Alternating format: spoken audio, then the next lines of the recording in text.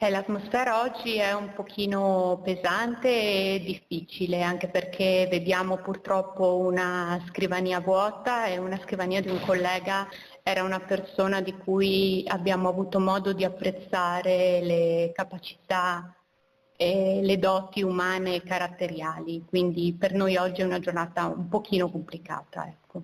Una scrivania vuota, la tristezza per aver perso un valido collega e un amico prezioso. È questa l'atmosfera che si respira all'Università di Udine poche ore dopo la scomparsa di Matteo Cecchinel, 52 anni, originario di Mestre ma residente a Feletto Umberto. Era in sella alla sua moto sull'ex strada provinciale 15 a Povoletto quando ha perso il controllo ed è finito fuori strada. L'impatto con un palo è stato fatale.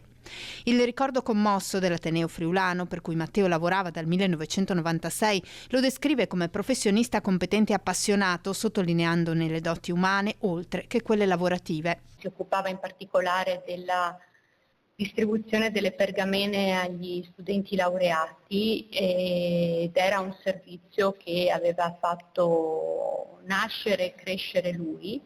Ci mancherà tanto, ovviamente il pensiero di tutti i colleghi dell'area servizi agli studenti è quello di stringersi intorno alla famiglia in questo momento che è di grande dolore per tutti. Appassionato di podismo, attivo nella Proloco di Tavagnacco, era conosciuto molto anche in città, a Udine, dove aveva molti amici con cui condivideva la passione per le due ruote.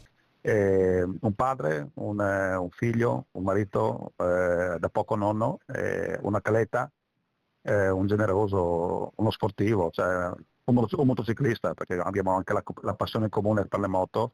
Era un motociclista molto attento, guardingo, abbiamo fatto parecchi giri io e lui senza mai strafare, senza mai dare adito a soltanto quello della bellezza di avere il vento in faccia.